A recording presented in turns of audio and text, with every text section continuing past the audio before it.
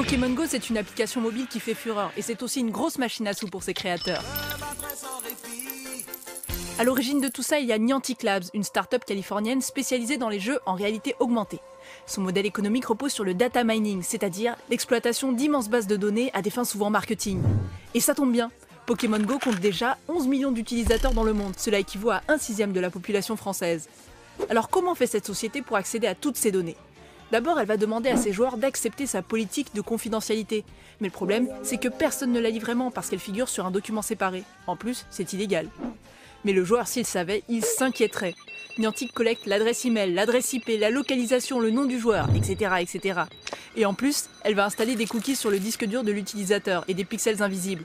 Comme ça, Pokémon Go peut savoir exactement quels sont les sites visités par le joueur. Mais alors à lui, s'il décide de désactiver ses cookies, le jeu sera bloqué. Pas de bras, pas de chocolat. Et même si l'utilisateur désactive son compte, Niantic peut garder ses données pour une durée indéterminée. Et si l'entreprise se faisait racheter par un tiers, ces informations pourraient même finir entre les mains de l'acquéreur. Mais ce n'est pas à l'ordre du jour. La start-up se concentre pour l'instant sur la stratégie marketing, en plaçant par exemple des Pokéstops ou des arènes dans des endroits stratégiques, par exemple des centres commerciaux, des annonceurs prêts à payer cher pour attirer de nouveaux clients. Et savez-vous qui se cache derrière Niantic Labs ? C'est John Hank, le fondateur de l'actuel Google Earth. Coïncidence ? Pas sûr.